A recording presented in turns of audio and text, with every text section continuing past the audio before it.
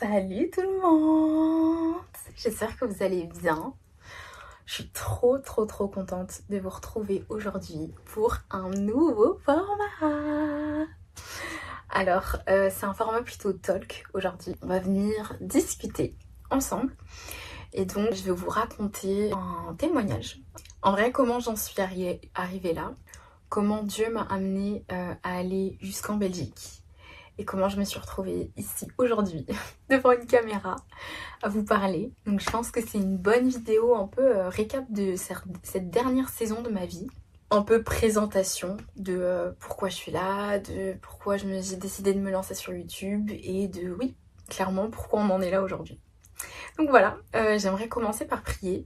Prier pour remettre ce moment entre les mains de Dieu et prier pour que chacun puisse repartir avec sa part. Je crois que le témoignage, c'est vraiment quelque chose de puissant qui nous permet de simplement d'augmenter la foi les uns des autres au travers de ce qu'on vit. Et je crois aussi que tout ce qu'on vit, c'est exclusivement pour la gloire de Dieu et que c'est exclusivement pour que ça puisse bénir d'autres personnes. Donc voilà. Je vais prier. Seigneur, je te bénis pour ce moment, je te bénis pour ce temps de témoignage que tu me permets de passer. Je prie, Seigneur, que tu puisses conduire ce moment, que tu puisses mettre sur mon cœur chacun des détails qui pourront bénir les personnes qui regarderont cette vidéo. Je prie, Seigneur, qu'au travers de cette vidéo, tu puisses parler au cœur des personnes qui m'écouteront et que tu puisses aussi fortifier, augmenter, Seigneur Jésus, la foi de chaque personne qui regardera cette vidéo. Seigneur Dieu, je crois, Père, que tu es celui qui augmente la foi, que tu es celui, Seigneur Jésus, par qui nous pouvons tout, Seigneur Dieu. Alors je prie que au travers de cette vidéo, tu puisses vraiment venir augmenter la foi de mon frère, de ma sœur qui m'écoute et que de la même manière que moi, toute cette période que j'ai pu traverser à tes côtés, ça m'a permis de grandir et de croire réellement que tu es le Dieu qui peut tout, que tu es le Dieu de l'impossible, que rien n'est impossible à toi. Seigneur, que de la même manière, les personnes qui regardent cette vidéo, qui écoutent ce podcast, puissent saisir combien tu es le Dieu de l'impossible, combien rien n'est impossible à toi, combien tes plans sont au-dessus de nos plans, tes projets au-dessus de nos projets. Et Seigneur, combien tu fais toutes choses parfaites en ton temps. Alors je te bénis, Seigneur Dieu, d'avance pour tout ce qui va être déversé aujourd'hui et je prie que tu puisses parler à ton peuple, fortifier ton peuple au nom de Jésus. Amen. Alors, déjà, qu'est-ce qui m'a amenée à faire cette vidéo? J'étais en train de méditer et ma méditation, elle m'a vraiment fait penser à toute cette saison de ma vie que je vais vous raconter juste après. Et j'ai partagé un post en story un peu en rendant grâce à Dieu en fait pour cette saison, mais c'était vraiment récap de un an où il s'est passé énormément de choses, où Dieu a énormément agi dans une slide d'une story. Et j'ai vraiment eu cette voix qui m'a dit mais ce témoignage, il y a trop de choses et ça peut pas juste se limiter à une story. Et me voici. Donc aujourd'hui, à vous faire une vidéo qui pourra rester plus longtemps que les 24 heures d'une story et qui pourra, je le crois, vous bénir. Donc on va revenir au démarrage de cette saison de ma vie. Ça a commencé, je venais de terminer mes études. Donc pour mettre un peu le contexte, donc moi j'ai fait 5 ans d'études en marketing et donc là c'était ma dernière année d'études. Et donc je devais faire un stage de 6 mois. Arrive la période où je cherche un stage. Donc je recontacte en fait tous les contacts que j'avais eus au moment où je cherchais une alternance et qui avaient bien aimé mon profil, mais vraiment c'était juste le rythme qui bloquait. Je recontacte ces personnes-là et ces personnes-là me disent bah oui écoute c'est ok, on ouvre un poste pour toi, il n'y a pas de souci. Donc je suis en mode waouh, gloire à Dieu, incroyable.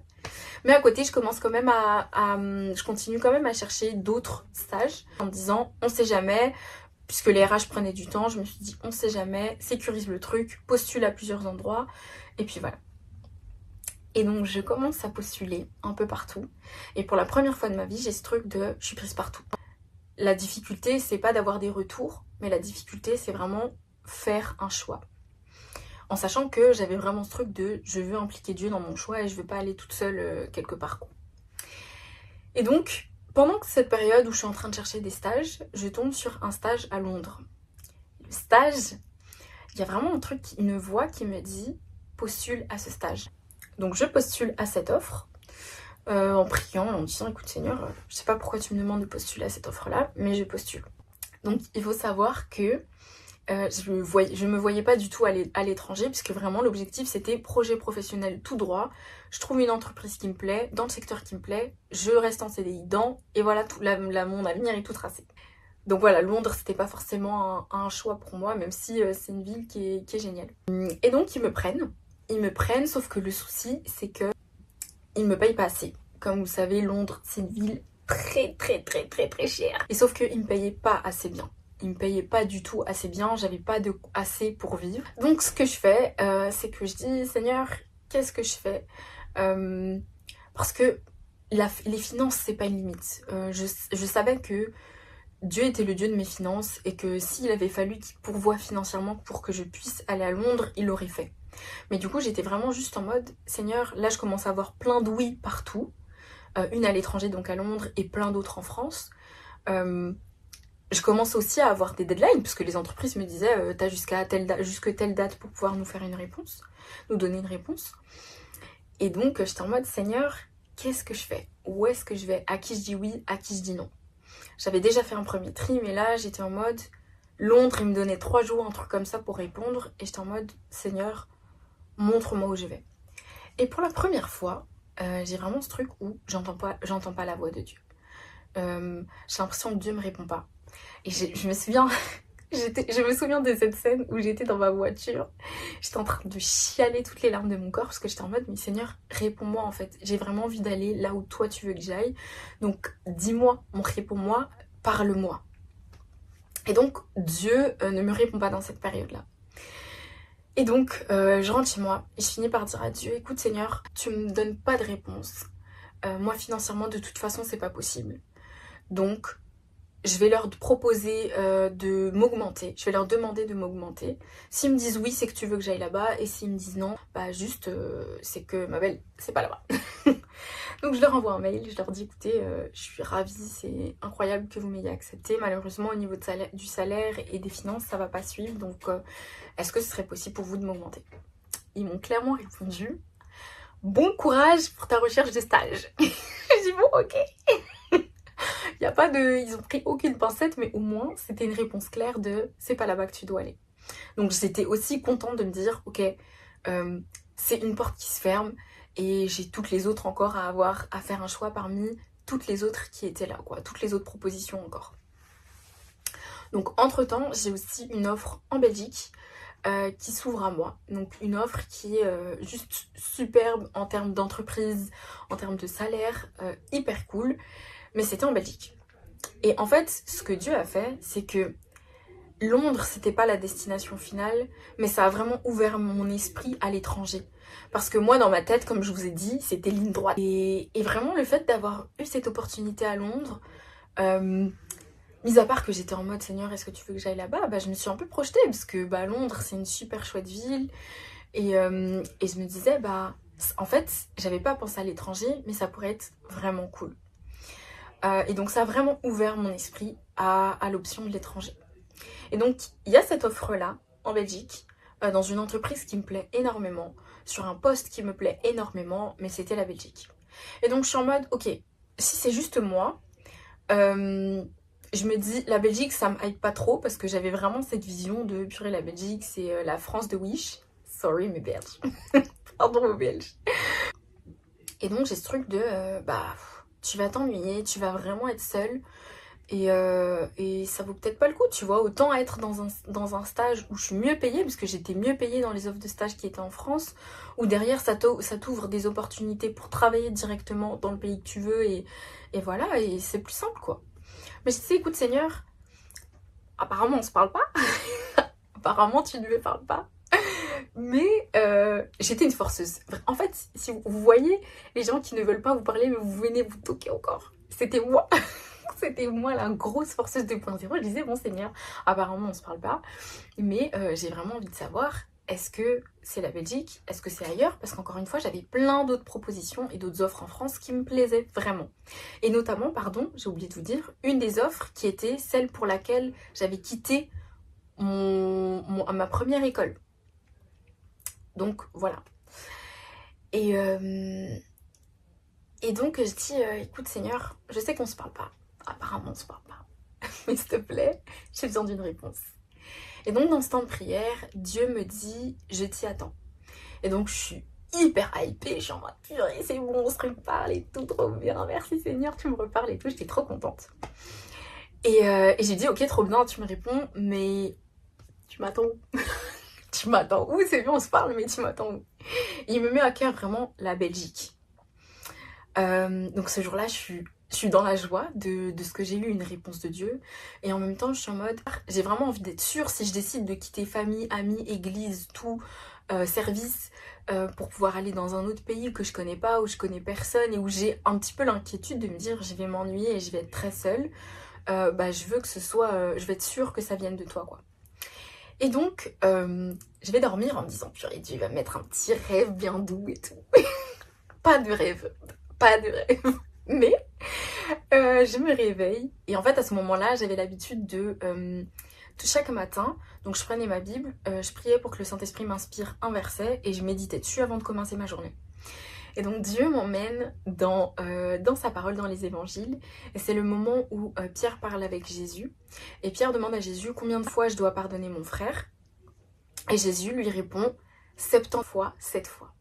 Et en fait la dinguerie, c'est que dans la Bible, chaque fois qu'il y a le nombre 77 qui est écrit, c'est écrit 77. Et c'est le seul endroit, dans la version Louis II 1910, où c'est écrit 70. Et le fait que Dieu la veille m'ait dit, je t'y attends, le lendemain il me parle dans la langue du pays, j'ai dit ok Seigneur, that's enough, je te suis, on va en Belgique. Et donc le matin même, j'appelle l'entreprise, je leur dis écoutez, c'est bon, je suis ok pour la Belgique, on y va, genre, je vous suis dans cette aventure, on y va. Et donc voilà comment a démarré mon aventure en Belgique. Je commence à chercher des appartements, à chercher une église.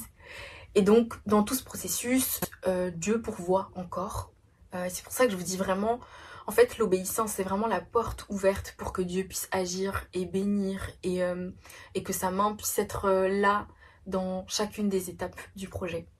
Et donc la première étape c'était de trouver un appartement, donc je galère un peu et tout, les appartements étaient hyper chers en sachant que j'étais pas forcément énormément payée dans ce stage, donc j'étais payée 1400 € par mois et je tombe sur un appartement, l'appartement de mes rêves. En fait je sais pas comment expliquer, maintenant je le regarde et oui il était mignon tu vois, mais je sais pas pourquoi j'étais autant hype sur le moment, mais je suis en mode oh, l'appartement je le veux trop, il est trop mignon. Mais le bémol c'est qu'il coûte 1025 € par mois. Donc là je suis en mode bon, je fais mes calculs, je fais mes budgets, etc. Et je me retrouve face à la réalité qui est que il est trop cher. Il est trop cher, je peux pas et vivre et acheter à manger et payer mon loyer et payer mes assurances et toutes mes charges juste avec les 1400 € de mon stage. Donc je dis à Dieu Seigneur, je sais que tu es Yahweh Jireh, que tu es celui qui pourvoit et j'ai aucun doute dans le fait que tu es un bon père et que dans mes besoins tu pourvoiras et que si c'est vraiment là-bas que je dois être dans cet appartement là et tu me donneras de quoi y être. Et donc je me souviens que je demande à Dieu Seigneur, j'ai besoin s'il te plaît de finances. J'ai besoin de finances pour pouvoir payer cet appartement là et dans mon budget il me manquait 200 € par mois pour avoir suffisamment pour vivre, donc sans vivre dans les excès tu vois, mais pour avoir suffisamment pour pouvoir payer cet appartement là. Et donc ça c'était, je me souviens que j'étais dans ma salle de bain, je parlais à Dieu et tout, et à 14 h je reçois un courrier par la poste d'une précédente boîte dans laquelle j'ai travaillé qui me donne une prime d'intéressement de 1800 €, ce qui correspondait à 300 € par mois en plus pour payer l'appartement. Donc j'étais en mode waouh, merci Seigneur et tout. Donc les choses se concrétisent, je prends l'appartement, on y va quoi, on y va. Donc j'arrive en Belgique, je m'installe, la saison commence et la saison est dure. La saison est difficile les gars, la saison est difficile. La saison est difficile parce que en premier c'est la solitude. La solitude parce que je connais rien, je connais personne, je suis dans un nouveau pays. Dieu merci on parle la même langue, ça va. Mais ouais non, je me sens très seule. Je suis aussi hyper chargée, donc c'est un travail qui m'a énormément plu, ce stage-là. Mais c'est un travail où j'ai aussi énormément travaillé, où je rentrais tard le soir. Et ce qui fait que, en fait, j'avais pas beaucoup de temps pour moi, j'avais pas beaucoup de temps pour sociabiliser et c'était compliqué. Et j'avais, en sachant aussi que j'avais mon mémoire de fin d'études à écrire en même temps. Ça veut dire que vraiment mes journées c'était, j'allais au travail, je passais ma journée au travail, je donnais tout au travail, je rentrais tard, je devais encore faire à manger et encore travailler sur mon mémoire. Et le week-end, bah, je devais travailler sur mon mémoire, j'allais le dimanche à l'église, mais vraiment ma vie c'était travail et mémoire. Et le mémoire j'arrivais pas à avancer dessus. Donc c'était vraiment, c'était une saison compliquée, une saison avec énormément de solitude.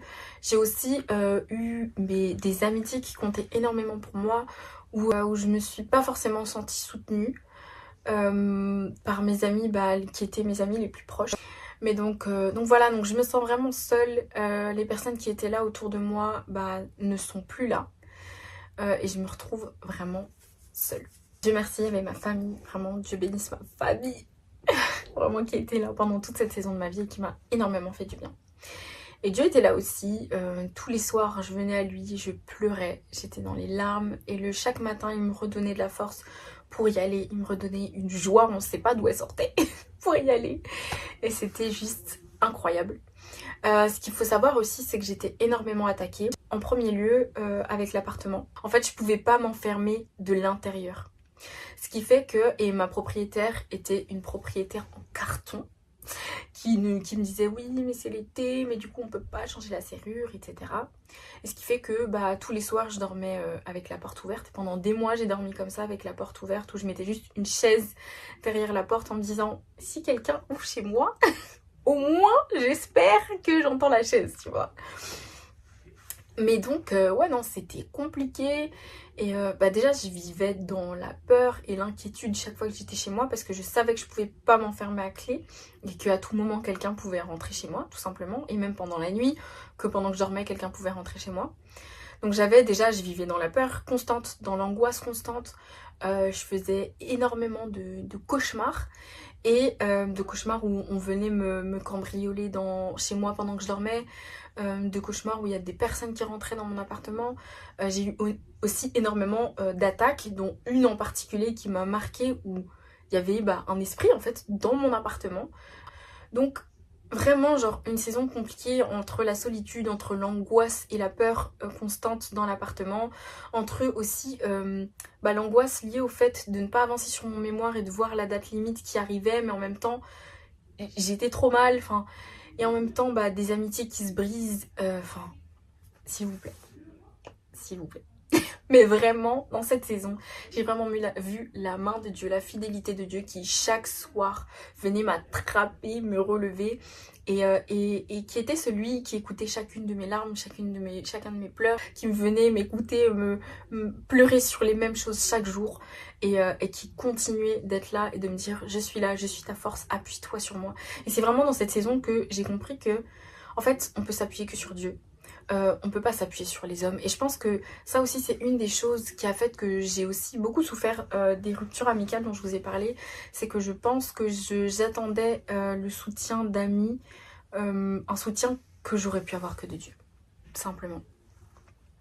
Et donc voilà, c'est aussi dans cette saison que j'ai parlé en langue pour la première fois, où Dieu m'a enseigné le repos qui était accompagné dans le fait de parler en langue, où Dieu me parlait vraiment sur le fait que quand tu as besoin d'entrer dans mon repos, quand tu as besoin de repos, prie en langue.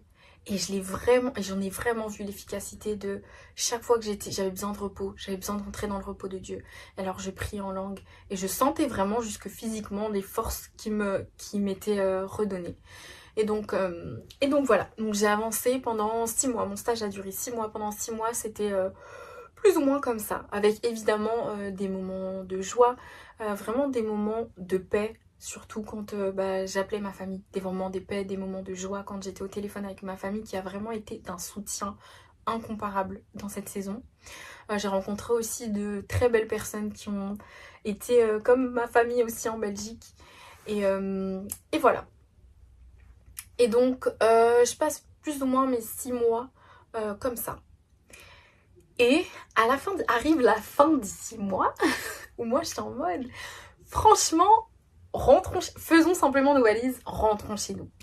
Mais d'un côté, bah, je savais que Dieu m'avait dit plein de choses, avait fait plein de promesses par rapport à la Belgique, des promesses qui ne s'étaient pas accomplies. Donc j'avais vraiment cette voix au fond de ma tête qui me disait, Dieu n'est pas un homme pour mentir. Si ce qu'il a dit ne s'est pas encore accompli, c'est que d'une manière ou d'une autre, je vais devoir rester en Belgique.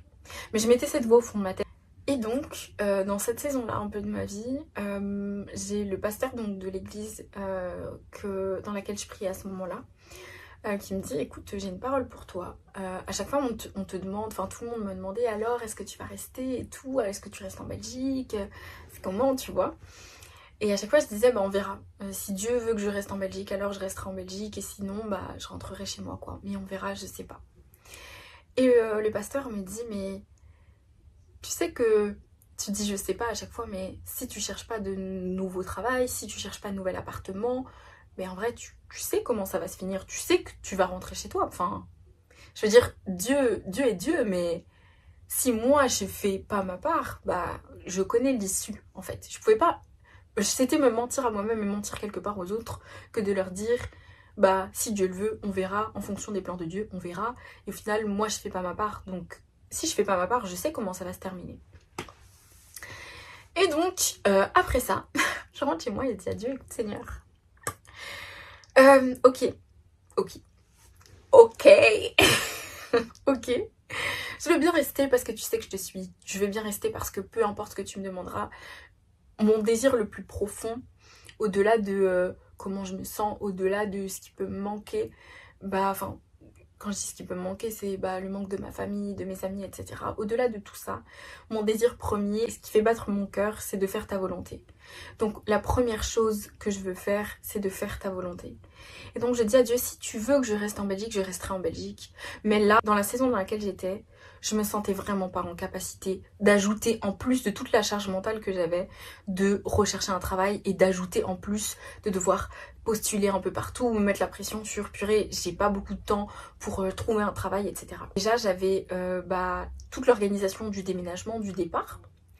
J'avais aussi mon mémoire pour lequel il me restait plus qu'un mois avant d'arriver à la date finale et sur lequel j'avais pas réussi à beaucoup avancer. Et j'avais toute cette solitude, etc. qui était encore là et encore très pesante. En plus de ça, donc j'étais sur le dernier mois de mon stage, donc je devais à la fois travailler et à la fois former une autre personne, l'autre personne qui allait me remplacer, quoi. Donc en fait, tout ça me faisait trop.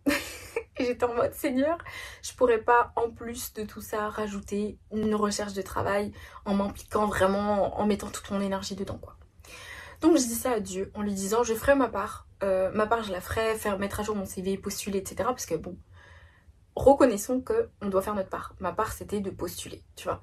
Mais Seigneur, ouvre les portes parce que franchement, je pourrais pas me mettre à fond dedans, honnêtement. Et donc je dis ça à Dieu. Je refais mon CV. Je postule à une offre, une annonce. Donc c'était un CDD de 6 mois. Je postule à une seule annonce. Je fais même pas de lettre de motivation. Vraiment, j'ai juste balancé mon CV. Ils me rappellent, ça se passe hyper bien. Et ils me disent, ok, on vous prend en entretien. Je me souviens que la date de l'entretien, c'était le 31 décembre. Je passe l'entretien. Donc même jusque-là, Dieu béni, parce que le job, il était donc pour les Belges dans le Brabant wallon. Donc c'était pas à Bruxelles et c'était hyper compliqué de s'y rendre en transport. Enfin, il y avait un train, mais il dépose pas à côté du travail, donc c'était super compliqué. Il faut savoir que je suis une personne qui est très... En fait, j'aime pas embêter les gens. Je vais juste faire les trucs. Genre, je vais me débrouiller. Peu importe comment je dois me débrouiller, je vais me débrouiller, je vais pas embêter les gens. Et donc, pour l'entretien, je commence à chercher comment y aller en transport. Je vois que c'est pas possible. En vrai, ce n'est pas possible. C'est super loin, c'est super long. Et même si j'y arrive, quand j'arrive à la gare, j'ai genre 30 minutes de marche pour arriver jusqu'au travail. Donc, c'est pas possible, en fait. Ce n'est pas possible.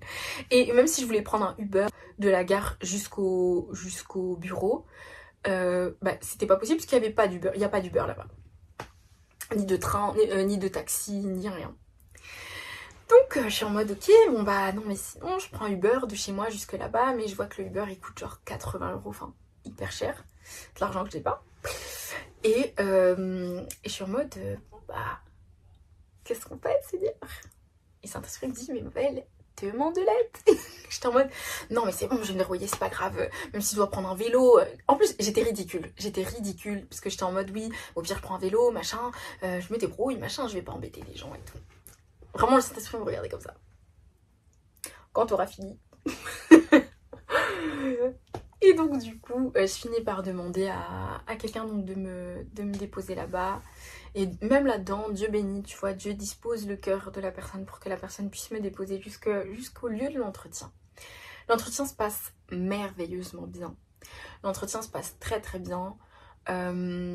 Et il faut sachez que donc le manager avec qui je fais l'entretien, en fait, il a travaillé avec mon manager dans le stage que j'étais en train de faire à ce moment-là.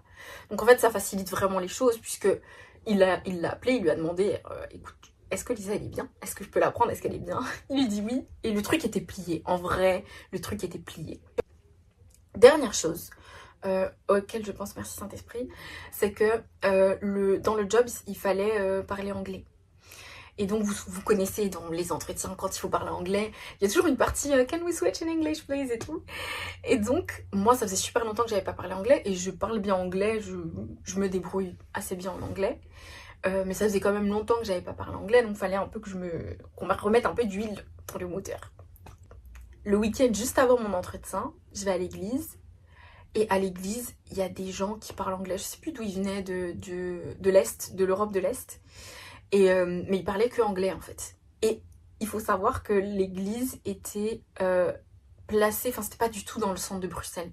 Donc pour qu'ils viennent jusque là-bas, fallait y aller. Enfin, on sait pas ce qu'ils faisaient là. Et donc je me retrouve ce dimanche-là à faire la traductrice pour ces personnes-là qui parlent que anglais. Donc pendant tout le culte, à chaque fois que le pasteur disait quelque chose, je traduisais, etc. Et même là-dedans, je vois Dieu parce que quand je vous dis je me suis pas préparée à cet entretien, la seule chose que j'ai préparée c'est mon outfit. C'est bon ou pas? Vraiment, je me suis jamais aussi peu préparée en entretien parce que ma tête était dans d'autres choses. Mais donc voilà, j'avais vraiment pas énormément préparé cet entretien. Et Dieu avait même pensé au fait qu'il aurait fallu que je parle anglais et donc il fallait que je me prépare même juste mentalement à parler anglais. Et donc il a permis qu'il y ait ces personnes-là. Enfin bref, donc l'entretien se passe super bien. J'ai un retour très rapidement qui me dit écoute, on a vraiment aimé ton profil. T'es celui vraiment qui s'est démarqué de tous les autres. Donc on te prend, tu es prise. On va faire ça avec toi. Je me retrouve du coup pendant tout le mois de janvier à bosser à fond sur mon mémoire, c'était ma prio, à chercher des appartements, à organiser le déménagement et l'emménagement et à faire des visites d'appartements, donc en Belgique, sur mes pauses déjeuner, etc. Dans mes recherches, je tombe sur un appartement. L'appartement, quand je vous dis, l'appartement de mes rêves. L'endroit où il était placé, il était proche du ring, donc je pouvais prendre l'autoroute pour aller directement à mon travail dans le Brabant wallon. Enfin, l'appartement était incroyable. Ce jour-là, donc je fais la visite sur ma pause déjeuner. La visite se passe super bien. L'appartement est aussi beau en vrai qu'en photo. Il y a un parking parce qu'il me fallait un parking au sous-sol. Enfin, incroyable. Vraiment incroyable. Et donc je rentre, je retourne au travail et tout. J'étais en mode c'est bon, c'est cet appartement-là. Je commence à prier dans les toilettes du bureau en mode au nom de Jésus, c'est mon appartement, hein, c'est le mien, etc. Bref, tout mon truc. Et il faut savoir que le soir, j'avais aussi une deuxième visite d'appartement, mais dans un appartement que je savais que je le voulais pas. La seule chose qui était positive, c'était l'emplacement de l'appartement, qui était aussi très proche du ring, encore plus proche même que le premier. Et mais par contre, je sais pas, déjà il y avait pas de chambre, et j'avais vraiment à cœur de cette deuxième saison de ma vie en Belgique, étant donné qu'elle sera beaucoup plus légère puisque j'aurai plus le mémoire à rendre et le mémoire crée une grosse partie de mon angoisse. Je me disais j'ai envie qu'il puisse y avoir du monde qui vienne à la maison, donc j'ai envie d'avoir un espace qui soit accueillant, j'ai envie d'avoir un espace où je me sente bien. Et bref, donc vraiment cet appartement là je savais que je ne le voulais pas. Et donc le midi, après avoir proclamé, je suis en mode ok Saint-Esprit mais c'est bon, mais carrément je vais pas à l'appartement du soir et tout, je vais pas à la visite du soir. Le Saint-Esprit me dit pas Bill, quand t'auras fini de faire tes zouaveries, va à la visite d'appartement du soir. Donc je dis, oh là là, bon c'est bon, ok, j'ai fait et tout, mais de toute façon je vais même pas y aller en ayant vraiment envie de visiter puisque j'en veux pas, je sais que je le veux pas l'appartement. Même si il est bien, je ne le veux, même s'il est mieux en vrai qu'en photo, je ne le veux pas, je ne veux pas cet appartement. Donc j'y vais quand même, donc je suis le Saint-Esprit, je vais à cette visite d'appartement et au final, en fait l'appartement, la visite, elle se faisait en groupe. Donc la visite on l'a faite à 3. Donc il y avait moi, une autre fille et une dernière fille qui ne parlait qu'anglais. Il faut savoir que la fille qui nous faisait faire la visite, la propriétaire qui nous faisait faire la visite, elle ne parlait pas anglais. Donc j'ai passé, encore une fois, ma visite entière à faire des traductions pour la fille qui parlait anglais. Je fais la traduction et tout. Je m'en fichais de l'appartement, j'ai posé aucune question. Enfin, je posais les questions pour la fille, justement. Et donc voilà, on fait tout le truc et tout. La visite se termine. Et le Saint-Esprit me dit, va prier pour elle. Je me souviens, j'étais en talons. Je commence à lui courir après dans la rue, la folle du bus. La folle du bios, vraiment. Je cours après elle et tout. Je dis, excusez-moi, excuse me et tout, machin. Je lui dis, oui, en fait, je suis chrétienne et tout. Essoufflée, en plus, hein, comme ça. En anglais. Je lui dis, je suis chrétienne et j'ai vraiment à cœur de prier pour vous et tout. Et la fille, trop mignonne, elle me dit, mais moi aussi, je suis chrétienne, oui, merci et tout. Et donc, on est dans la street, en train de prier et tout. Et je rentre chez moi, je suis en mode, purée Seigneur, t'es tellement bon. T'es tellement bon parce que, en fait, tu fais tout, c'est surtout ce truc de, Seigneur, ton cœur est tellement bon et tu prends soin de chacun de tes enfants. Et ça m'a vraiment bénie de me dire, mais en fait, Dieu est tellement bon que il voulait que j'aille là-bas juste pour que je puisse prier pour cette fille-là. Et c'est merveilleux en fait, comment il prend soin de, comment il est un bon père et comment il prend soin de chacun de ses enfants. Et donc je rentre chez moi. Et quelques jours après, j'apprends que je suis pas prise pour l'appartement, donc celui pour lequel j'ai proclamé là. Donc je suis pas prise pour cet appartement-là. Et vraiment, en fait, je pense que c'est le Saint-Esprit qui m'a conduit pendant ce moment-là, mais je reçois le mail et j'aurais pu être dans la tristesse parce que je voulais vraiment de cet appartement. Et aussi parce que, clairement, j'avais plus beaucoup de temps. Il me restait peut-être 2 semaines, 1 semaine ou 2 semaines avant de devoir emménager et démarrer le nouveau travail. Et en fait, je commence juste à louer Dieu, à chanter ses merveilles. Et je loue Dieu de tout mon cœur. Et je suis reconnaissante envers Dieu, même du fait qu'il ait fermé des portes. Et je suis reconnaissante parce que je dis, mais Seigneur, si t'as fermé, c'est que tu ouvriras ailleurs. Et gloire à toi, en fait, gloire à toi. Et donc, je commence à chanter, à louer de tout mon cœur. Et c'était incroyable. C'était vraiment un temps merveilleux et conduit par le Saint-Esprit. Il me restait 1 semaine avant de devoir quitter mon appartement. Et ce qui était dingue, c'est que tout au long de ce chemin, de ce cheminement, j'avais vraiment la paix de Dieu. Et vous voyez cette prière que j'avais faite à Dieu de dire, en fait Seigneur, gère. Et c'était pas juste gère en me donnant un travail, c'est gère dans tous les aspects. Gère pour l'appartement, gère pour le travail et gère surtout pour mon cœur, pour m'aider à garder mon cœur. Mais dépose ta paix dans mon cœur pour que, malgré que j'ai plein de choses à gérer, que j'ai jamais eu autant de choses à gérer en même temps de ma vie, que je puisse toujours avoir ta paix et ta joie. Et c'est vraiment ce qui m'a porté la paix et la joie de Dieu tout au long de ce chemin, alors que j'aurais dû être stressée d'avoir plein de trucs à gérer, d'avoir une deadline qui arrive à grands pas et de toujours pas avoir d'appartement. Mais Dieu a conduit. Et donc comment ça s'est terminé ce truc? C'est que j'ai une amie à ma mère qui habite en Belgique et qui habite à 5 minutes du coup du travail en question, qui l'a appelé, qui lui a dit écoute, je peux accueillir ta fille. Et en même temps, en parallèle, donc j'ai un autre appartement, mais incroyable, s'il vous plaît, il y avait un jardin. C'est bon ou pas? Appartement, jardin, magnifique. Que je ne visite pas parce que j'ai pas le temps de le visiter, mais je dis ok, je vois les photos, ça me suffit, c'est clean, c'est beau, je prends, on y va, je signe. Sauf que cet appartement là, je pouvais aménager que le 15 février. Et comme je vous ai dit, je commençais tout début février le nouveau travail. Mais donc l'amie de ma mère m'accueille pendant les 2 semaines, les 2 premières semaines de travail chez elle. Donc ce qui est dingue, la bonté de notre Dieu, c'est que pendant les 2 premières semaines de travail, j'ai pu être à littéralement 5 minutes en voiture de mon taf. Donc pour pouvoir avoir le temps tranquillement de m'habituer, j'avais le temps de me lever tard et tout, c'était trop bien. Et puis après, j'ai emménagé tranquillement chez moi et ça s'est hyper bien passé en fait. Ça s'est trop bien passé. Donc Dieu fait grâce. Dieu fait grâce, vraiment, j'ai mon appartement de rêve, vraiment en plus, vous voyez le genre d'appartement, quand on est petit on dit ouais, moi quand j'aurai 25 ans, je serai dans un bel appartement comme ça, et ben c'était ça. Il faut savoir que j'ai rendu mon mémoire à ce moment-là, mais je suis encore dans la préparation des oraux. Donc je prépare mes oraux, j'ai mon oral de mémoire, il me semble que c'était genre 2 semaines après avoir emménagé dans mon appartement. Et l'oral se passe juste trop bien. Et pour vous dire, j'ai eu 18 à l'écrit et 17 sur 20 à l'oral. Donc, exceller au-delà même de tout ce que je pouvais imaginer. Et donc, c'est officiellement là que ma première saison de Belgique se termine pour ouvrir les portes vers ma deuxième saison en Belgique, donc sans mémoire. Donc, vraiment libérée d'un poids. Et vraiment une deuxième saison où je me dis... Seigneur, je veux vraiment que cette deuxième saison, elle soit différente de la première. Je veux vraiment que dans cette deuxième saison, il puisse y avoir la joie, il puisse y avoir de nouvelles rencontres, il puisse y avoir l'amour, que je puisse accueillir à la maison, qu'on puisse faire plein de choses, que ce soit simplement une belle saison de ma vie. D'autant plus que j'avais vraiment beaucoup moins de charges, dans le sens où, après le travail, quand je rentrais, c'était vraiment du temps pour moi. Le week-end, c'était du temps pour moi. Donc voilà, ça m'a fait énormément de bien. Ça a été une saison qui a été effectivement très différente. Faut savoir que, comme je vous ai dit dans la première saison, Dieu m'a parlé de plein de manières différentes. Et ça, c'est une partie de mon témoignage que je trouve qui est...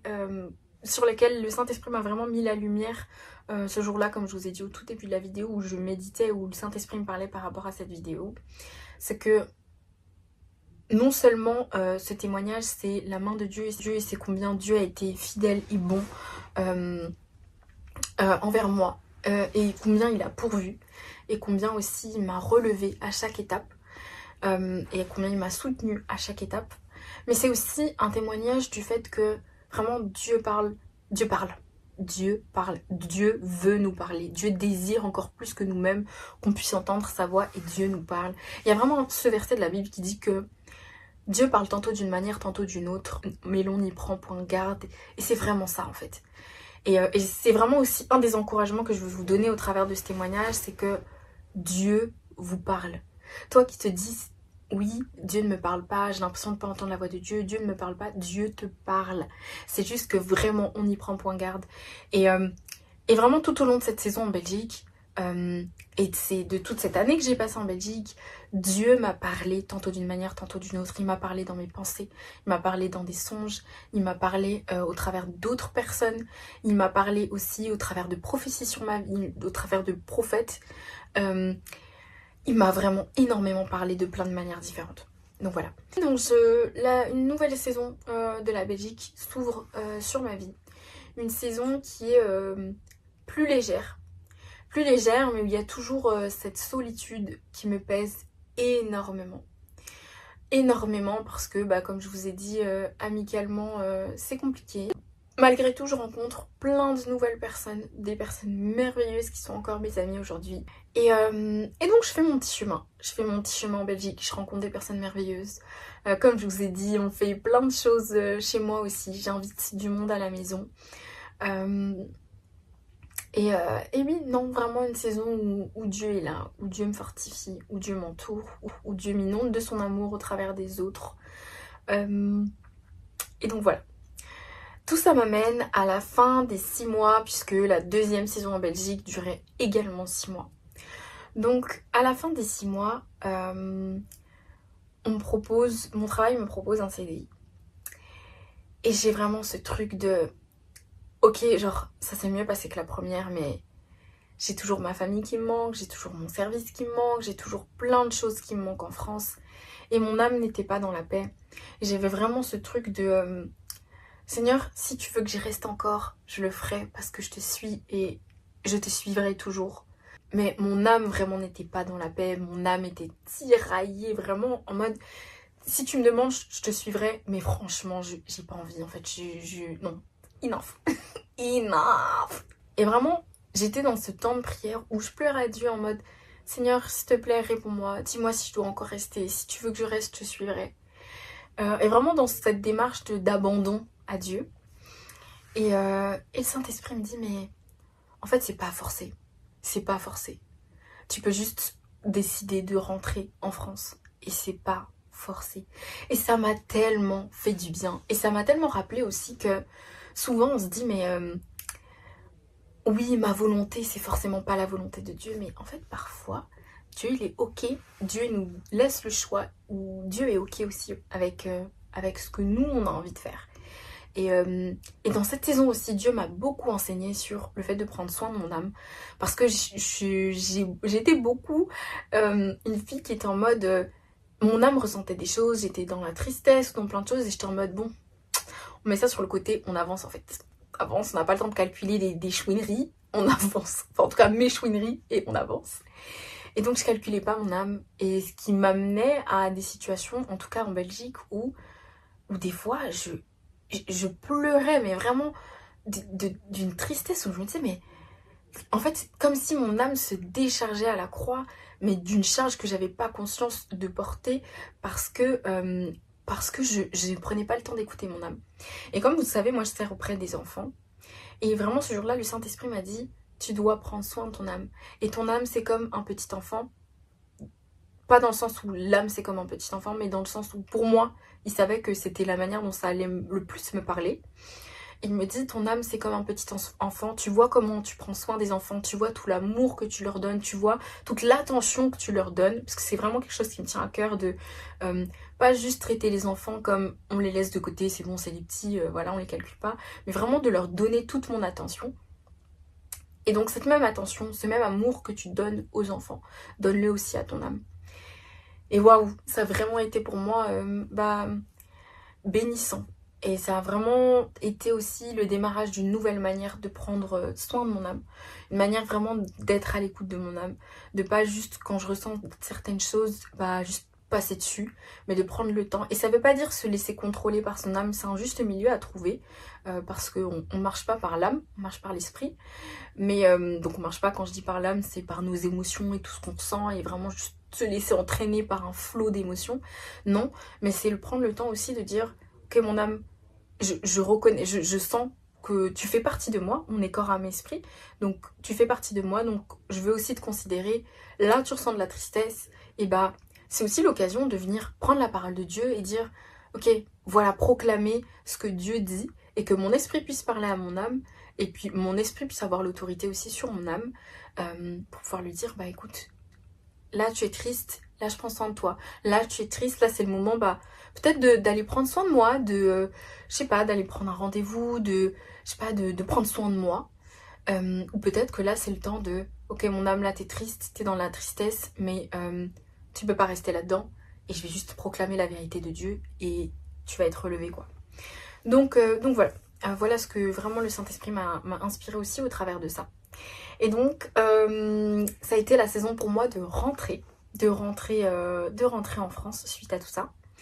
Donc, il faut savoir aussi, encore une fois, le temps de Dieu est parfait. Une semaine avant que je rentre en France, je fais des rencontres, vraiment des rencontres de la destinée, des amitiés de la destinée, qui ont été faites dans le temps parfait de Dieu, parce que je sais que si je les avais rencontrées avant, je sais pas si je serais rentrée en France.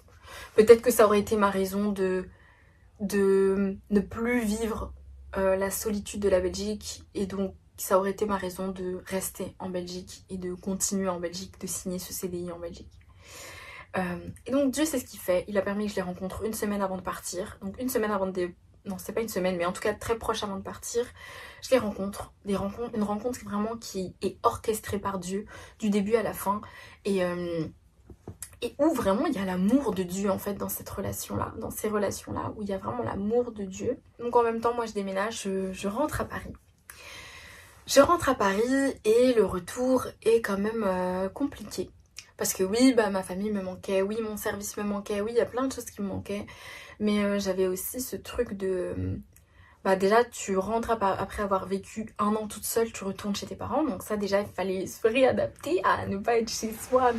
Enfin, pas être chez soi, on s'entend, mais à retourner chez ses parents, quoi. Il y a aussi ce truc de... Associé au retour en France, Dieu m'avait dit qu'il allait faire une chose nouvelle, qu'il allait faire les choses d'une manière... que ça allait être complètement différent, que ça allait être nouveau, que ça allait être différent. Et votre go, Moi en fait, la vie a voulu marcher sur les pieds de Dieu, aller plus vite que Dieu en fait. Faut savoir que j'avais été retirée de mon groupe de service parce que bah, du coup je pouvais pas servir pendant un an. Et donc j'en ai profité pour dire écoutez, je vais prendre un temps de prière pour savoir, ok maintenant je suis de retour en France. Dieu a dit que ça allait être différent, donc je vais prendre le temps de me mettre à part, de prendre du temps dans le lieu secret pour dire, pour demander à Dieu, bah écoute, où est-ce qu'on va? Qu'est-ce qu'on fait? Qu'est-ce qui est nouveau? Qu'est-ce qu'on fait en fait? Et dans cette saison, comme je vous ai dit, c'était aussi compliqué le retour parce que bah, tout avait changé puisque l'église a évolué, les gens ont évolué, il y avait de nouvelles personnes et où bah, j'avais du mal à trouver ma place, où je me sentais vraiment mal, où j'y allais vraiment au point où j'y allais avec la boule au ventre et tout. Et à ce moment-là, je vois une autre église qui vient tout juste d'ouvrir. Et donc j'y vais en me disant Seigneur, chaque fois que j'y vais, je suis en mode Seigneur, est-ce que c'est ici que tu veux que je pose mes valises? Seigneur, est-ce que je peux poser mes valises? Est-ce que c'est aujourd'hui que tu vas me dire enfin oui pour poser mes valises là-bas? Et il faut savoir que en parallèle, le Saint-Esprit me parlait beaucoup des enfants. Dans le sens où il me montrait combien il souhaitait encore m'utiliser auprès des enfants. J'avais comme, je sais pas si vous voyez quand t'es tellement rempli de l'amour de Dieu pour certaines personnes, mais tu te sens genre gonflé, il faut que tu déverses en fait. Il faut que tu déverses parce que c'est trop. Je me sentais obèse d'amour de Dieu pour les enfants qui devaient être déversés, mais qui ne l'étaient pas puisque je ne servais plus. Le Saint-Esprit me parle en me disant, écoute, tu vas retourner dans ton église et tu vas reprendre le service pour les enfants. Donc je suis en mode de bon, ok. Donc je retourne dans mon église, je reprends le service. Donc le service qui m'avait énormément manqué, hein, pour le coup je suis hyper contente de reprendre avec les enfants parce que ça me manquait énormément. Je me sens aussi beaucoup plus légère d'avoir libéré et d'avoir déversé tout l'amour qui devait être déversé pour eux. Et ça me fait du bien. Et ce service, de toute façon, ce service, c'est vraiment, ça me bénit. Et en même temps, Dieu bénit les enfants au travers de moi. Et je suis aussi bénie en retour. Et j'ai vraiment ce sentiment chaque fois que j'y vais de, tu es là exactement là où tu dois être. Et c'est là-bas que Dieu veut que tu sois. Et c'est là-bas que Dieu veut t'utiliser. C'est là-bas que Dieu veut déverser son amour. Donc voilà, le service, ça se passe très bien. À côté, je me sens... très seule. Et c'est une saison aussi où Dieu me permet et m'amène à pardonner. Dieu m'amène aussi à demander pardon. Même si on t'a blessé, parfois il y a ce truc aussi où toi tu dois libérer le pardon. Et je crois aussi qu'il y a encore plus que ça, le fait que le pardon doit être relâché. Et en fait, si en face la personne n'est pas prête à demander pardon, de toute façon, le manque de pardon nous bloque tous les deux. Donc, il faut. Voilà, il faut. Et donc, j'ai beaucoup aussi, j'ai demandé pardon. Le Saint-Esprit m'a amené à demander pardon. Et ce sur quoi aussi le Saint-Esprit m'a énormément enseigné, c'est sur le fait d'accepter d'être incomprise. Et le plus difficile, c'était pas que ces personnes-là n'aient pas été là pour moi, mais c'était vraiment le fait que en fait, on me comprend pas. J'ai l'impression d'être folle, tu vois. J'ai l'impression de... Peut-être que je demande trop, peut-être que... Je sais pas. Mais j'avais l'impression vraiment d'être folle, en fait. On comprend pas ce que je ressens. Et ça me frustrait énormément. Et j'étais en mode... Et j'expliquais 100 fois à ces personnes-là. Et je prenais même des exemples pour leur expliquer. Et j'en étais même arrivée à me dire, ok, mais tu peux... De toute façon, la situation... elle a pu se passer dans le sens inverse et toi t'as été là pour ces personnes, donc explique-leur en renversant le problème. Et le Saint-Esprit m'a dit ma merde. Il m'a amené dans le Proverbe 17 et il m'a dit ne rappelle pas leurs fautes à tes amis, ne sois pas source de querelle. Et donc je me suis tue. Et en fait, tout ça pour vous dire que le Saint-Esprit m'a vraiment enseigné ce truc de accepte d'être incomprise. C'est ok que certaines personnes ne te comprennent pas. Et j'irais même au-delà de ça, je pense vraiment que Dieu a fermé leur intelligence pour que je puisse, moi, avoir cette leçon-là, moi, avoir cet enseignement-là de accepte d'être incomprise. Il a empêché qu'elle puisse me comprendre pour que moi je puisse apprendre que tu dois accepter d'être incomprise. Arrête de mettre toute ton énergie dans le fait d'essayer de te faire comprendre auprès des gens, de faire comprendre ce que tu ressens, de faire comprendre ce que ton âme ressent aux gens, en fait, accepte et lâche prise. Et c'est ok, en fait. Et c'est ok que ces personnes-là m'aient pas comprise. C'est ok. Et donc, ça a vraiment été un fort enseignement pour moi de me dire, ok, accepte. Et accepte sans rancœur. C'est pas juste accepte, mais t'acceptes d'être incomprise. Genre, tu vas arrêter de te battre pour qu'on te comprenne, mais en même temps, t'es en mode, ouais, mais... Parce que moi, c'était ça au début. Hein. Mais accepte et lâche prise, en fait. Et j'ai réalisé combien je me bouffais l'énergie à essayer à ce qu'on me comprenne, alors que ça m'a pris beaucoup moins d'énergie de juste lâcher prise et accepter d'être incomprise et continuer d'aimer surtout. Continuer d'aimer malgré le fait d'être incomprise, continuer d'aimer malgré d'avoir eu l'impression qu'on n'ait pas été là pour moi et continuer d'aimer. Et je bénis Dieu parce que malgré que j'ai pleuré, malgré que ça a été difficile, je bénis Dieu parce que je crois que c'est un enseignement tellement puissant et que j'avais besoin d'entendre que je le bénis en fait. Et si je devais repasser par cette saison, repasser par ces douleurs, et ben je repasserai parce que derrière, le fruit que portera cet enseignement, je le crois, va être bien plus puissant que mes larmes. Et je bénis Dieu parce que ça aussi, je pense que ça aussi c'est la voix de Dieu. La voix de Dieu, c'est aussi connaître Dieu au travers des Écritures, au travers des expériences qu'on a avec lui. Et c'est savoir que Dieu, il n'est pas le Dieu qui met les problèmes sous le tapis. Il est le Dieu qui te met face à tes problèmes et qui les règle à la source. Et quand je dis face à tes problèmes, le problème, c'était pas juste les gens en face de moi, c'était mon cœur aussi qui avait besoin d'être transformé. Et donc, vraiment, Dieu m'a mis face à tout ça. Il m'a amené à me mettre face à tout ça et pour pouvoir régler toutes ces choses-là et pas juste les mettre sous le tapis, aller ailleurs et fuir, quoi. Et de toute façon, c'était pas Dieu. Et je repense, ça me fait repenser à la prière, comme je vous disais, que je faisais au début en mode Seigneur, est-ce que je peux déposer mes valises? Mais en fait, Dieu m'avait déjà répondu parce que je connaissais son cœur et que je savais que c'était pas la manière de fonctionner de Dieu que de me laisser fuir un endroit qui me faisait... parce que ça agitait des choses dans mon âme et que je me sentais pas bien. Bah non, en fait, tu vas aller faire face, affronter tes problèmes. Et voilà. Et donc je bénis Dieu pour ça parce qu'aujourd'hui les relations ont été restaurées. Dieu a restauré les relations. Les relations sont différentes et je crois que certaines relations sont faites pour une saison. Certaines relations sont faites aussi pour évoluer et être différentes. Et donc, et je bénis Dieu parce que il m'a vraiment donné la paix par rapport à ça et je suis en paix aujourd'hui avec ça, avec le fait que ce soit différent, que ce soit pas comme avant. Et je suis juste...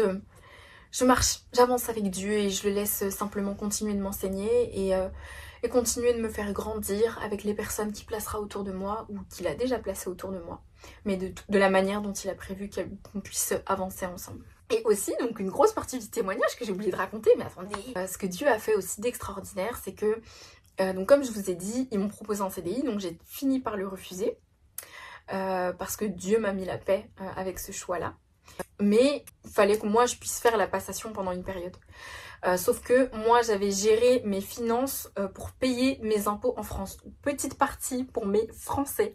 Sachez que vous pouvez travailler à l'étranger et payer vos impôts en France si vous travaillez jusque 6 mois. Si vous faites plus de 6 mois, vous devrez payer tous les impôts au pays dans lequel vous avez travaillé. Mais sinon, vous pourrez payer vos impôts en France. Moi, c'est ce que j'ai fait. Et ça a vraiment été positif pour moi parce que du coup, pendant le CDD, mon brut était égal à mon net. J'ai déclaré mes revenus à la France. Ce qui m'a permis de payer moins cher que ce que j'aurais dû payer à la Belgique. Donc voilà, mais tout ça a fait que moi je leur ai dit écoutez, moi je suis ok pour rester avec vous et être là encore en renfort quelques mois pour pouvoir faire la passation à la personne qui prendra mon poste. Par contre, je ne suis pas en capacité de faire un jour de plus en Belgique puisque sinon j'ai ce côté financier là où je vais devoir tout payer à la Belgique, de l'argent que je n'ai pas puisque, j'ai oublié de dire, mais mon deuxième loyer était à 1400 €. Voilà. La Belgique m'a ruinée. J'aurais dû mettre ça comme titre. La Belgique m'a ruinée. Non mais voilà. Mais donc du coup voilà, c'était pas possible. Et donc on est parti sur un contrat en full télétravail depuis la France. Donc on démarre ce deuxième petit contrat tranquillement. Et c'est pas. Regardez vraiment ce que Dieu a fait. Je sais plus, c'était septembre, octobre. mais au bout de quelques mois de CDD, j'apprends que ma boîte a racheté une autre boîte en France, et même pas seulement en France, mais en région parisienne, donc pas très loin de chez moi. Et que maintenant, bah, on a une marque en tout cas qui fait partie du groupe. Et donc on m'a reproposé un CDI en me disant, bah écoute, maintenant officiellement on peut te reproposer un CDI, mais officiellement du coup depuis Paris quoi. Et en fait, les gars, c'est tellement incroyable. Et c'est pour ça que je vous dis, mais vraiment, rien n'est impossible à notre Dieu. Il est au-dessus de nos montagnes, il est au-dessus de nos circonstances, il est au-dessus de tout. Et s'il veut qu'on soit à un endroit, et bah il permettra en fait. Et c'était dingue de me dire, mais en fait, Dieu a permis que ma boîte rachète une autre marque pour que je puisse rester, travailler à Paris. C'est dingue. Et c'est dingue. Mais donc du coup voilà, donc j'ai démarré, donc j'ai terminé mon CDD, mais là je suis officiellement dans mon premier CDI. Et tout ça par la grâce de Dieu. Et pour finir sur ces témoignages avec un peu l'explication de comment je me suis retrouvée à ouvrir cette chaîne YouTube. Donc ça s'est passé aussi pareil, un peu en parallèle de tout ça. Donc c'était il me semble en septembre, fin septembre. J'étais un peu dans cette saison où je suis de retour en France, comme je vous l'ai dit. J'étais en mode Seigneur, qu'est-ce qu'on fait? Qu'est-ce que tu veux faire de nouveau? Qu'est-ce qu'on fait en fait tout simplement? Et comme je vous ai dit, j'ai toujours été dans ce truc de mon objectif c'est de faire la volonté de Dieu et c'est une très bonne chose. Mais je crois que je me suis aussi beaucoup perdue là-dedans en me disant aussi beaucoup à cause de fausses croyances parce que je me disais, je pense au fond de moi que ma volonté c'était pas la volonté de Dieu. Et aussi parce que j'ai complètement oublié de vivre. J'ai toujours été une petite fille qui était remplie de rêves, remplie de plein de choses qui me disaient oui, quand j'étais petite je voulais être chanteuse, danseuse, bref, vous voyez les enfants qui rêvent énormément et j'avais beaucoup de rêves. Et c'est vrai que quand je suis arrivée à Christ, j'ai un peu mis de côté tous mes rêves en me disant oui, le plus important c'est de faire la volonté de Dieu et c'est au travers d'une amie belge que Dieu m'a parlé. Et Dieu m'a parlé au moment où mon cœur était disposé à l'entendre, mais où au travers d'elle, il m'a dit que, en fait, vis ta vie. C'est bien de faire ma volonté, et il faut que je fasse la volonté de Dieu, et je remets pas ça en question, mais on n'a qu'une seule vie sur cette terre, alors vis ta vie. Et j'ai à cœur que quelqu'un doit entendre ça aujourd'hui, mais vis ta vie. On n'a qu'une seule vie sur cette terre, vis ta vie. Et pour moi, c'est vraiment ce truc de... Je t'encourage pas à faire des choses qui sont contraires à la volonté de Dieu ou des choses que tu sais qui sont mal et qui blessent le cœur de Dieu. Et je crois que parfois on arrive simplement à un moment de notre relation en fait avec Dieu où on sait qu'on ne cherchera pas à blesser le cœur de Dieu en allant à l'inverse de sa volonté. Donc quand je dis vis ta vie, c'est pas va en boîte, fais n'importe quoi, non. Mais c'est vraiment ce truc de tous ces rêves, tous ces projets que tu as au fond de ton cœur, toutes ces choses que tu rêves de faire, ose les faire en fait. Ose y aller, ose les faire. Et c'est vraiment ce que moi j'ai eu à cœur. Et donc, quand elle m'a dit ça, mais j'ai tellement pleuré parce que c'est venu directement parler à mon cœur. Et j'ai énormément pleuré et je me suis juste posée avec le Saint-Esprit en mode ok, je prends une feuille, je prends le temps de lister toutes les choses que je rêverais de faire et que j'ai pas faites. Et donc parmi ça, il y avait plein de choses que j'aime. J'ai listé en fait tout ce que j'aime faire, tout ce que j'aimerais faire, etc. Donc tous mes hobbies, parce que c'était ça un peu l'idée, c'était de me trouver aussi une passion, un hobby, un truc que je fais en dehors de mon temps de travail, mis à part le sport et mis à part mes temps d'intimité avec Dieu, mais vraiment quelque chose qui me plaise en fait et qui fasse que je suis épanouie dans cette vie sur cette terre, dans cette courte durée qu'on a sur la terre, mais que je fasse quelque chose qui me plaît et que j'ai un hobby en fait qui me plaise. Et donc je fais la liste de toutes ces choses et dedans je mets ouvrir une chaîne YouTube. Et j'ai mis ça mais vraiment sans l'assurance, sans le truc de je vais le faire. Je mets ça mais dans ma liste, c'était vraiment le seul rêve où je me disais ça je le mets dans la liste pour me dire que j'ai vraiment tout listé, que j'ai rien laissé sur le côté, mais je sais que je vais pas le faire parce que j'ai toujours été une personne qui suis pas forcément à l'aise devant les caméras, qui suis pas forcément à l'aise avec le fait de mettre ma tête sur internet et donc je me disais non mais ça tu le mets parce que j'ai décidé d'être honnête dans cette liste, mais je sais que je vais pas le faire. Et donc je continue un petit peu là-dedans. Au mois d'octobre j'ai ce truc de bon, Je vais filmer, je vais commencer à filmer, mais je filme même pas dans le bon sens pour le format YouTube, mais je filme vraiment juste pour moi et en me disant filme pour voir si ça te plaît de filmer, pour voir si ça te plaît de faire du montage, et puis si ça te plaît vraiment, bah on passera au format YouTube et voilà. Et en fait juste fais-le. Genre quand je vous ai dit, quand j'ai mis dans ma story feu-le, c'est le thème 2026, c'est vraiment feu-le, feu-le. Vraiment, donc j'étais en mode feu-le et tu vois si après tu le postes ou quoi, mais pour l'instant on n'en est même pas là en fait. Genre juste commence par le faire. Et donc je commence à filmer au mois d'octobre, donc j'ai filmé tout mon mois d'octobre et au mois de décembre je me dis ok en fait ça m'a plu et je veux vraiment le faire. Et donc je filme en me disant, donc je filme tout mon mois de décembre en me disant on verra si tu le postes mais pour l'instant juste fais-le tu vois. Et donc je filme, je fais le montage et j'arrive à la dernière étape de poster.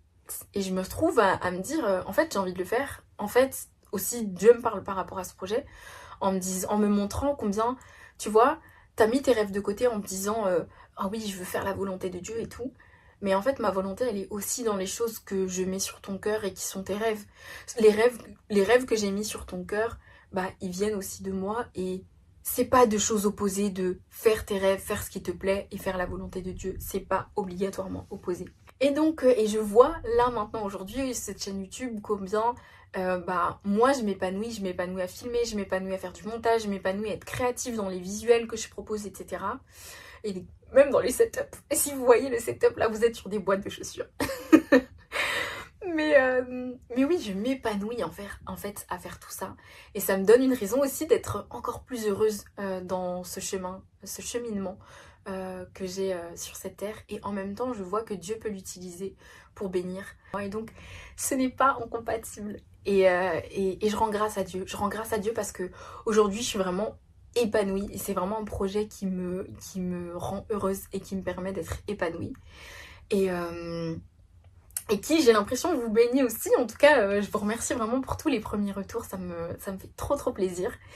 Et je suis contente que ça vous bénisse. Et je suis contente aussi parce que c'est un format qui me ressemble. C'est difficile, en fait, je trouve, sur Internet de faire quelque chose qui est propre à soi et qui ressemble pas au contenu des autres. Dans le sens où le contenu des autres est très qualitatif et qu'il y a aussi beaucoup avec les réseaux sociaux des normes qui ont un peu été établies de ça doit être fait comme ça, les modes, les contenus un peu esthétiques et tout. Et en fait c'est difficile de sortir de tout ça. Des fois il y a même ce truc de t'as l'impression que ça vient de toi, que c'est ta DA parce que tu l'as tellement regardé et ça te plaît que tu en as fait ta DA alors que parfois c'est même pas forcément ta DA. Et c'est vraiment ce que je désirais, que ça puisse être du contenu qui soit authentique et qui soit basé aussi sur mes propres expériences et sur ma vision un petit peu des choses. Donc je suis contente de le partager avec vous aussi. Et donc voilà, je bénis Dieu parce que je crois aussi que la Belgique ça a été une saison de préparation à tout ça. Parce que au travers de cette saison de solitude, Dieu m'a aussi beaucoup appris à me connaître moi et à apprécier ma présence. Je pense que j'ai toujours été habituée à être entourée, à avoir du monde autour de moi et je me suis aussi longtemps et beaucoup vue au travers du regard des autres. Et Dieu aussi a utilisé simplement cette saison pour mettre la lumière sur toutes les choses qui n'étaient pas réglées en moi. Notamment le manque de connaissance de mon identité, notamment le fait que je me définissais aussi beaucoup au travers du regard des autres, notamment le fait que je me voyais aussi beaucoup au travers du regard des autres et de ce qu'on disait de moi. Et ça m'a beaucoup blessée, ça m'a beaucoup fait du mal de réaliser ça et de vivre des choses qui m'ont permis de le réaliser. Mais aussi, Dieu a permis que aujourd'hui, ça me permette d'être pleinement ancrée dans mon identité, de savoir qui je suis, de marcher en étant qui je suis. Et je pense que j'aurais pas fait ces vidéos de la même manière si j'avais été encore la Lisa d'hier, qui allait commencer à se voir aussi au travers peut-être même des commentaires qui auraient été mis, positifs comme négatifs, mais dans les deux sens, je pense que c'est pas forcément une bonne chose. Et aujourd'hui, je peux dire que j'ai mon premier CDI, j'ai des projets qui m'épanouissent énormément. Notamment celui-là et d'autres qui arriveront, je pense, prochainement et que vous verrez aussi, je pense, dans les vlogs. Mais donc voilà, plein de choses qui font que je suis passée aussi de cette Lisa qui était pas forcément épanouie et pas forcément heureuse sur cette terre. Et qui était un peu dans l'attente constante de l'éternité en me disant si je meurs demain, je serai juste dans la joie parce que il n'y a rien qui me plaît sur cette terre. à une Lisa qui a toujours énormément d'amour pour Dieu, qui continue d'avoir ce fort désir sur son cœur de faire la volonté de Dieu et de marcher avec le Saint-Esprit, et qui est aussi épanouie, qui travaille, qui rentre à la maison et qui a quelque chose qui lui plaît, et qui pourra dire à la fin de sa vie sur la terre que ok, j'ai aimé vivre, je me suis épanouie sur cette terre et c'était cool. C'était cool. Donc voilà. J'espère que ça pourrait être un encouragement à toi qui a des projets au fond de ton cœur et qui a jamais osé te lancer. À toi qui te dit que ces projets-là, ils sont à l'inverse de la volonté de Dieu, que du coup tu peux pas faire la volonté de Dieu. Bah non. Et j'ai vraiment ce verset qui monte sur son cœur qui dit que c'est Dieu qui met en nous le vouloir et le faire. Et je crois que ce projet, s'il est sur ton cœur, c'est pas un hasard. Et évidemment, je t'encouragerai toujours à le remettre à la croix et à demander au Saint-Esprit de te conduire là-dedans et de est-ce que Seigneur tu es dedans, est-ce que tu es ok avec, mais je crois que Dieu, il veut qu'on fasse sa volonté sur la terre, mais il veut aussi qu'on soit épanoui et heureux sur la terre. J'espère que je verrai plein de projets se lancer après cette vidéo. Je vous laisse me mettre vos commentaires, répondre en commentaire, me dire un petit peu vous, est-ce que vous aussi, Dieu vous a parlé par rapport à ça? Parce que je crois que 2026 c'est une année particulière à ce niveau-là, pas simplement pour ma vie mais aussi pour tout le monde. Je crois vraiment que, on dit fais-le, c'est le thème et tout en rigolant, mais je crois vraiment que c'est l'année du fais-le, lance-toi, ose, teste. Et même si c'est pour t'arrêter demain et juste avoir testé et d'avoir lancé un truc et après d'avoir décidé d'arrêter, au moins tu l'auras fait et tu n'auras pas de regret de te dire je l'ai pas fait, j'ai pas osé, j'ai pas testé. Je suis très contente d'avoir pu partager ce témoignage. N'hésitez pas si vous avez la moindre question ou simplement si vous voulez échanger à ce sujet. Je suis toujours dispo, vous pouvez m'écrire soit dans les commentaires, soit si vous voulez m'écrire directement, vous pouvez m'écrire sur Instagram. Donc mon Instagram c'est lisa.lmr. Vous l'avez de toute façon en bas. Je vous souhaite une bonne soirée et puis on se retrouve dans une prochaine vidéo. Voilà. Bisous mes stars.